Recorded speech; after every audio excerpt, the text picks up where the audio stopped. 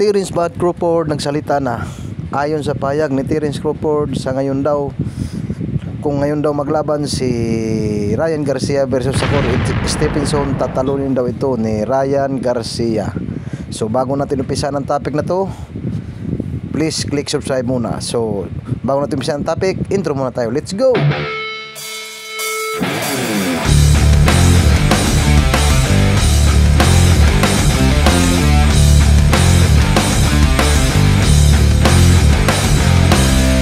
Ayon nga sa pahayag sa boxing scene, Terence Crawford impressed with Ryan Garcia win. He won fight Shakur Stevenson right now.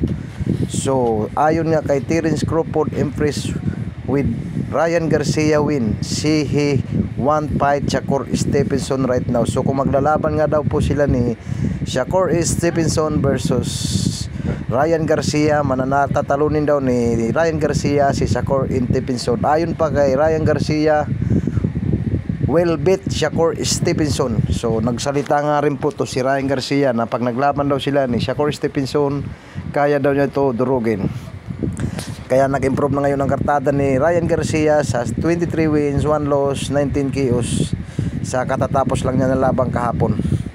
Kaya ayon sa kay Ryan Garcia, tatalunin niya si Shakur Stevenson pag naglaban sila ngayon. Ayon sa pahayag ni Ryan Garcia, tatalunin daw niya si Shakur Stevenson kung sakaling magkasagupa sila sa ngayon.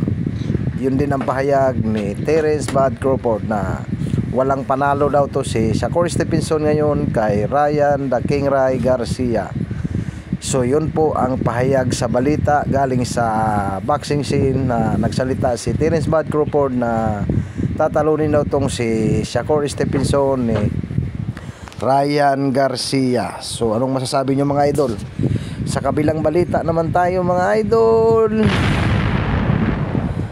Mark Magsayo took return chasing title at 130 pounds. So magbabalik na nga po to si Mark Magsayo ngayong December 9 ang laban doon sa USA. So hanggang dito na lang muna yung topic na ito. Wag lagi kong sinasabi, huwag kalimutan mag-subscribe, hit ang notification bell para ma-notify kayo sa mga boxing news na katulad nito. So hanggang dito na lang, maraming salamat po. Bye bye, hasta la vista bebe.